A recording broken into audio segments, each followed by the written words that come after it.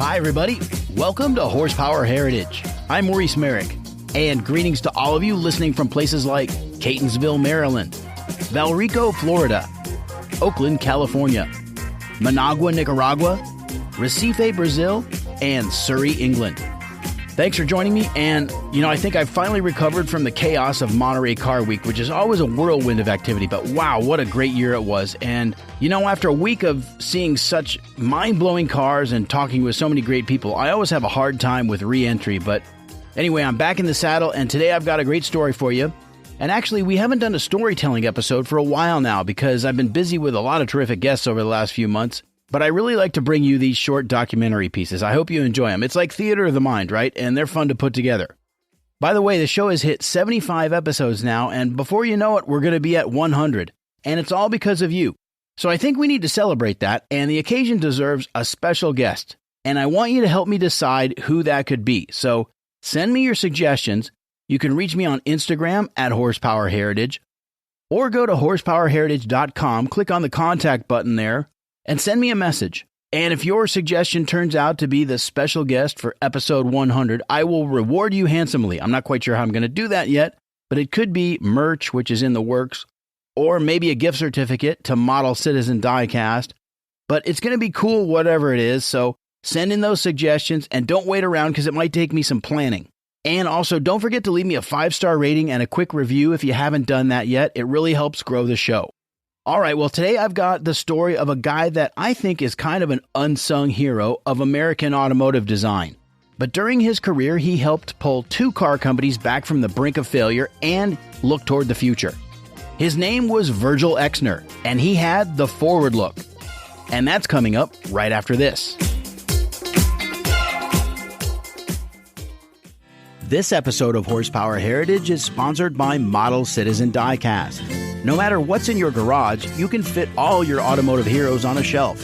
And they've got you covered, whether it's 1/43rd scale, 1/18th scale, or even the ginormous 1/8 scale masterpieces from the Amalgam Collection. Go to ModelCitizenDiecast.com and get 10% off when you use the promo code HERITAGE at checkout. Limitations apply. From race cars to street cars and everything in between, it's Model Citizen Diecast, because your inner child still wants to play with cars. And now the story of Virgil Exner and the forward look, right here on Horsepower Heritage.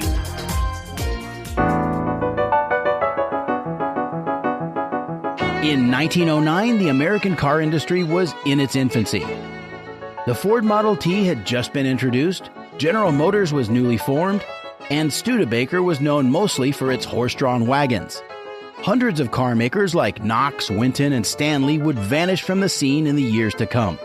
But in 1909, it must have felt as if anything was possible, even if the future carried so much uncertainty. And it was in that autumn that Virgil William Anderson was born in Ann Arbor, Michigan, to an unmarried 20-year-old housekeeper. She'd had a fleeting romance with a traveling salesman, and the boy was given up for adoption to a couple named George and Iva Exner. As he grew up, Virgil showed mechanical and artistic aptitude and a fascination with automobiles, especially Duesenbergs. In the fall of 1926, it was off to South Bend, Indiana, and the University of Notre Dame to study art. But after 2 years, Exner had run out of money. He found a job as an office boy at an advertising agency in South Bend, and before too long, his talent and interest got the attention of the staff artists. One of the biggest accounts at the firm was the Studebaker Corporation, which was headquartered in South Bend. It gave him an opportunity to illustrate cars professionally, and after some years, he got his next big break, this time in Detroit. Someone suggested he should show his portfolio to Harley Earl at General Motors. Now, Harley Earl was arguably the most important man in Detroit when it came to the appearance of an automobile. He grew up in Hollywood, California, the son of a wagon maker and coach builder, and in 1927 he went to GM to design bodies for the new LaSalle, which was basically a more affordable Cadillac. That was the start of GM's art and color section, the first of its kind in the American car business. And by 1933, when Virgil Exner came to pitch his portfolio, the art and color section was growing by leaps and bounds. One of his biggest contributions was for Pontiac when he added a fluted chrome panel down the hood of the car, and this so-called silver streak trim became a Pontiac style characteristic for the next 20 years. Exner was in on the ground floor of Detroit's first styling department, and under Harley Earl's direction, it would set many industry standards for decades, including the use of full-scale clay models and the release of show cars, which were of course great as publicity tools, but also as exciting design exercises that would forecast the future direction of General Motors' various divisions. Exner rose to become chief of the Pontiac Styling Studio. Meanwhile, back in South Bend, Studebaker had been nearly bankrupted by a series of bad management decisions. By the late 1930s, they were starting to climb out of that hole, and the idea of establishing a styling department was being pursued. The first step was to hire an outside firm to get the ball rolling. So they turned to one of the most prominent industrial designers in the country, a man who was well regarded for his use of streamlining in everything from locomotives to office equipment. And so it was that in 1938, Virgil Exner found himself in the New York offices of Raymond Loewy Associates. His connections with Studebaker and his experience at Pontiac made him a natural fit, and he was hired immediately. One of the first jobs was touch-up work on the 39 Studebaker Champion, which was the low-cost model, but it became a top seller. By 1941, Exner was setting up the in-house design team in South Bend, even though Raymond Loewy still had a contract to fulfill. But when the war came and all automobile production stopped, Exner was helping to design amphibious assault craft, like the GM-built DUKW, or Duck as it became known, and the Studebaker Weasel, a tracked personnel carrier. They were basically rugged floating trucks, and they saw action in beach landings from Normandy to Iwo Jima. Although the fighting continued, by 1944 the tide had turned against the Axis powers, and Studebaker executives began to plan their post-war product line. However, their contract with Raymond Loewy hadn't exactly been trouble-free, because he insisted on final approval of all aspects of each design, and his need to travel between his New York office and South Bend caused delays in decision-making, and it strained the relationship between Loewy and Studebaker. In their frustration, some of the executives suggested to Exner that he should quietly gather a few of his closest colleagues and start a parallel design program, just in case. And that's exactly what happened. There had already been tension and creative disagreements between Raymond Loewy and Virgil Exner, but when Loewy eventually discovered that Exner had been moonlighting, he fired him on the spot. Fortunately, Studebaker's vice president of engineering, Roy Cole, was standing there too, and he offered Exner a job immediately. Cole couldn't get rid of Loewy, though, as much as he wanted to, and their contract ran until 1955. But more importantly, Studebaker beat the rest of the auto industry to market in 1947 with an all-new body and chassis, while everyone else was selling facelifted 1942 models. Studebaker's tagline was "First by far with a post-war car." Their flagship was the Starlight Coupe, and it really was ahead of the competition, with integrated front fenders, a full-width grille, smooth-flowing rocker panels, a sloping and tapered rear deck lid, and most distinctively, very futuristic wraparound rear glass that was more similar to an airplane than a car. The Starlight was the product of Exner's after-hours design team, but he never really got official credit for it since Raymond Loewy was still in charge of the overall program. It was clear that this adversarial relationship was never going to favor Exner and that it was time to move on. Luckily, he'd built a solid reputation as a designer who could break with convention and take things in new directions. And that's what was desperately needed over at Chrysler Corporation, because they were caught flat-footed in the late 1940s building stodgy, unimaginative cars. Chrysler's president, K.T. Keller, was an engineering man, and he hadn't seen the point of having a styling department. But beyond that, he'd been burned early in his tenure by a car called the Chrysler Airflow. It was a groundbreaking, streamlined design that was supposed to catapult the company far ahead of their rivals. But instead, it had been a sales disaster, too radical a change. And it came out in 1934, when the country was in the agony of the Great Depression. The airflow had all that bold optimism that was so emblematic of the 1920s. And from a design standpoint, it was certainly ahead of its time. But it came on the market too late because that optimism had dried up like an Oklahoma farm in the Dust Bowl. So KT Keller wasn't taking any chances in the late 40s. Much like General Motors, there was a hierarchy of nameplates: Dodge, Plymouth, DeSoto, and the top-of-the-line Chrysler cars. But very few distinguishing outward features existed among them other than the trim level and optional equipment. They all had a bulbous, heavy look with tall roof lines, which supposedly Keller insisted on because he believed that passengers should be able to wear their hats in his cars. And nothing hinted at performance or innovation. So although the underlying engineering was good and they had loyal customers, the styling undersold what Chrysler was capable of doing, and sales were soon outpaced by GM and Ford. But all of that was about to change because in 1949, KT Keller hired Virgil Exner to bring a different look to the Chrysler line. With a booming post-war economy and a hungry buying public, maybe they could afford to try something new. Production cars weren't the first order of business, though, because Keller was still exceedingly cautious. Instead, Exner would be initially responsible for a series of what they called idea cars, what we know simply as concept cars today. And at the same time, another key partnership materialized that helped to separate Chrysler's future direction from its competition. In keeping with his cautious approach, Keller had been looking for a way to produce the idea cars at a lower cost. And he found it in Italy, of all places, at the coach-building firm of Carrozzeria Ghia. Not only did the Italians know how to shape metal like no one else, they could do it for pennies on the dollar, and they were hungry for business, given the state of Italy's post-war economy. The first Ghia idea car was the Plymouth XX500, which established the basic design language. And from that baseline, Exner worked closely with Ghia's designers, and from 1950 onwards, a series of elegant idea cars came streaming out of the Turin factory. Sexy coupes with egg crate grills, fully radiused wheel arches, and sultry curving rooflines with skinny pillars and plenty of glass. Even though they were built on a full-size Chrysler chassis, the coachwork made the cars look light and delicate.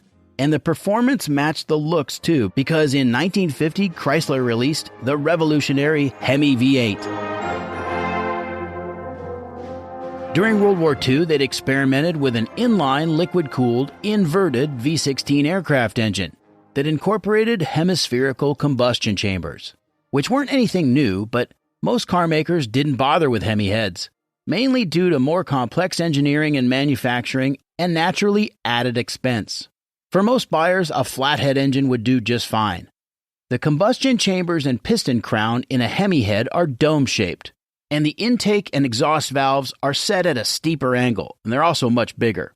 In practice, it makes for higher compression and more efficient combustion and gas flow. Of course, there are trade-offs. For example, Hemi heads are bigger and heavier, and as I said, more complex to build. But Chrysler's marketing was really good at selling the performance of the Hemi, with engine names like Firepower, Fire Dome, and Red Ram. As head of what they called the Advanced Styling Studio, Exner was basically running an experimental laboratory. Then, in 1952, he was shown plans for the 1955 model range. And when he saw them, he warned KT Keller that it was a disaster. There wasn't much time for revisions, but Exner was finally given the authority to put his touch on the production cars. This was the first time the engineering department wasn't in charge of how a car would look, and Virgil Exner became the first director of styling in Chrysler's history.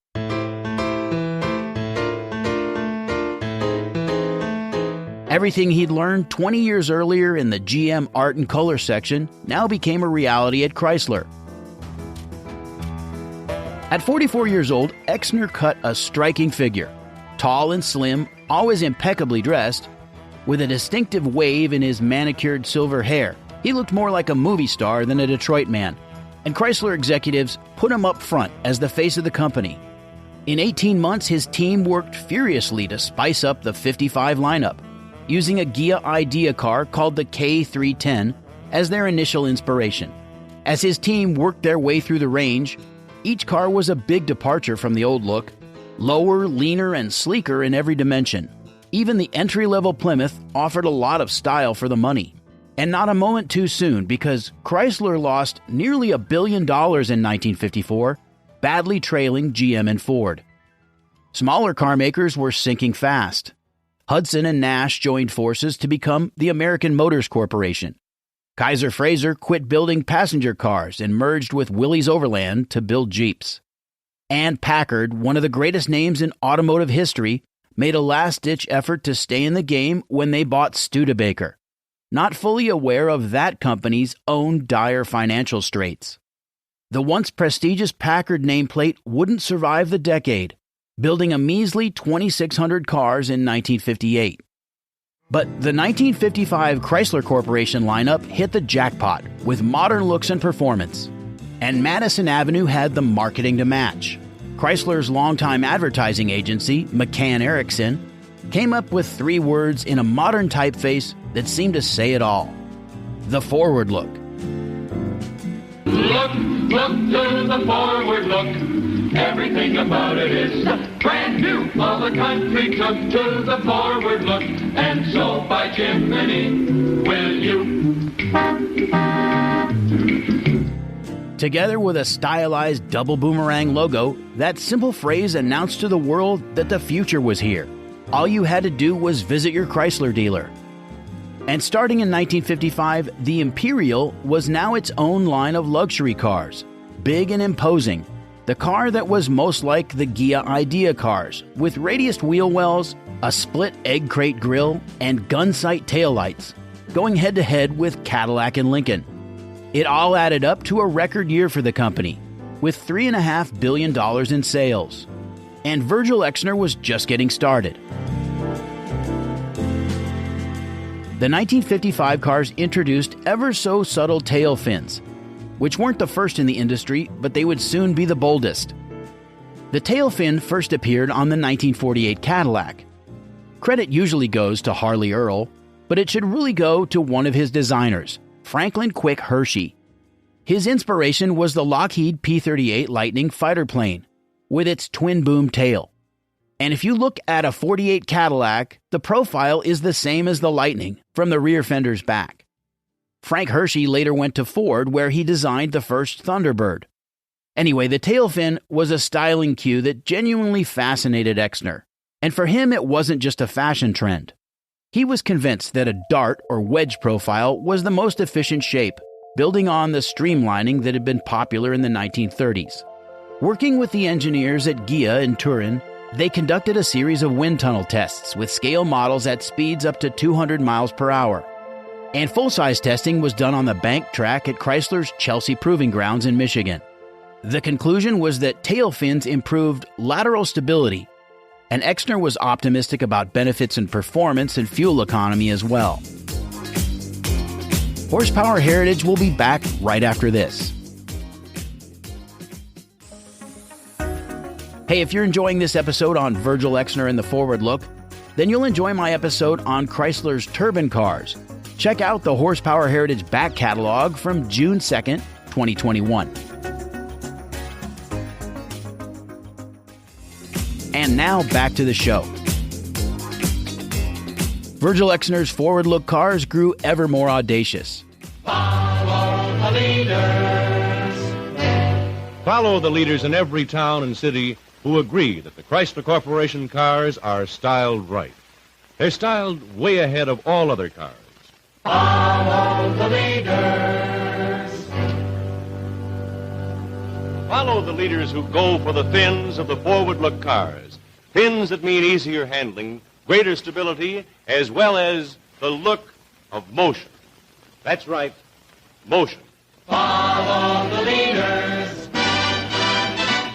Through Chrysler Corporation, to the leader in styling, leader in engineering. Follow the leaders.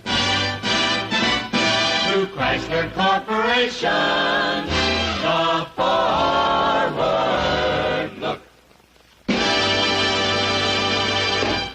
And the 1957 line really epitomized his wedge philosophy. The newest new cars in 20 years. In styling, they're completely new. Take the 1957 Plymouth Fury, for example. The 1957 Plymouth with the new shape of motion. It had a slanted front-end profile, first in the industry quad headlamps, a lower and longer body and flattened hood and trunk, and a dramatically rear-swept windscreen and a slim roofline topped off with the biggest pair of tail fins you could get. They also had a torsion bar suspension, which kept the cars level and also reduced overall height by several inches. And that low look was something Exner had considered essential. New, lower than ever. This year, the Plymouth is as much as 5 inches lower. In fact, in the low-price field, it's the lowest. He was right because no one else matched it. And a new Plymouth slogan illustrated how far ahead Chrysler seemed compared to the competition. Suddenly, it's 1960. And for the second time in 2 years, they got the jump on GM and Ford, whose cars looked bulky and overworked by comparison. It's even said that General Motors Director of Styling, Bill Mitchell, happened to drive by a yard behind the Chrysler factory, and when he spotted some of the pre-production cars parked out there, he realized GM was totally outgunned. So when he succeeded Harley Earl in 1958, Mitchell started fresh, determined never to get shown up again. Exner's design aesthetic fit in perfectly with other trends of the time, whether it was the furniture of Charles and Ray Eames, the architecture of Richard Neutra or Joseph Eichler, and when it came to cars, he had even eclipsed his old rival, Raymond Loewy. But he nearly paid for that success with his life, because years of working long hours fueled by black coffee in the morning, cocktails in the evening, and cigarettes around the clock had taken their toll. And in the summer of 1956, Virgil Exner barely survived a massive heart attack. Once he was out of the hospital, he took a long rest at home. His loyal and close-knit design team pressed on with mild facelifts for 1958. Meanwhile, the 57 lineup was winning industry awards and shaking everything up. A year after his heart attack, Exner was promoted to Executive Vice President and Director of Styling. It was the second time they'd created a position just for him. But his time away from the office had left a void that was filled by another designer, Bill Schmidt, who was brought on by nervous executives unsure if Exner would ever return. Schmidt's hiring eventually created a power struggle. Exner justifiably felt threatened and undermined. Things had changed, and he began to work by himself in secret after he concluded that the design direction was getting stale. And he realized fins were doomed to be a fad after all, despite any wind tunnel data. Exner won the power struggle and Bill Schmidt left the company, but by 1959, Chrysler's styling department was in an existential crisis.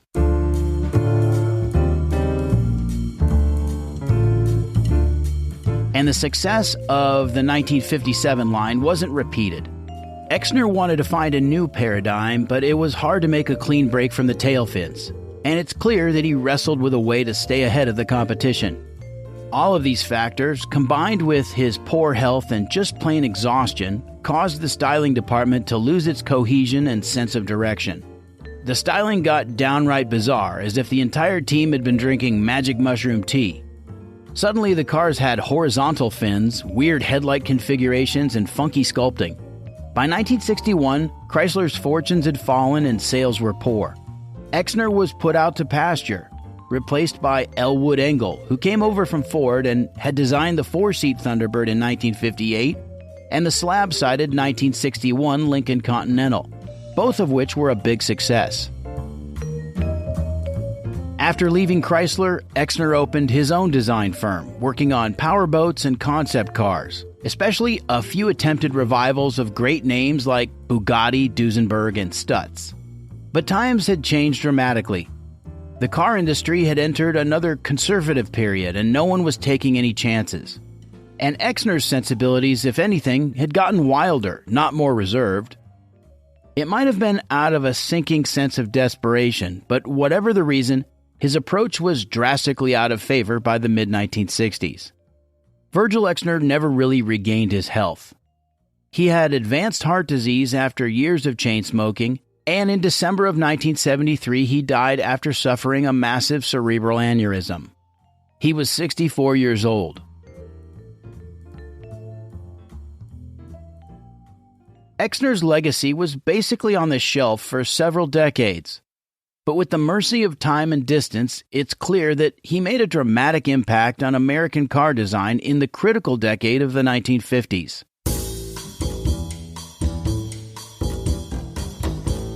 It was inevitable that his designs would be considered passé at a certain point. The pendulum is destined to swing, just as it had done with Harley Earl and others. He had some excesses for sure, but one could argue that it was in the heat of battle when Detroit was all-powerful and the intense competition meant that nothing seemed out of bounds. They could do anything, and they did.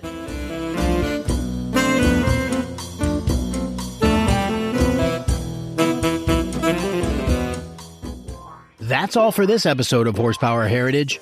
Don't forget to click that follow button, leave me 5 stars and a quick review. I'll see you back here on Wednesday, September 21st, when we'll be talking about Le Mans, Daytona, and the love of air-cooled Porsches. My guest is veteran racing driver Patrick Long. So until then, I'm Maurice Merrick. Thanks for listening.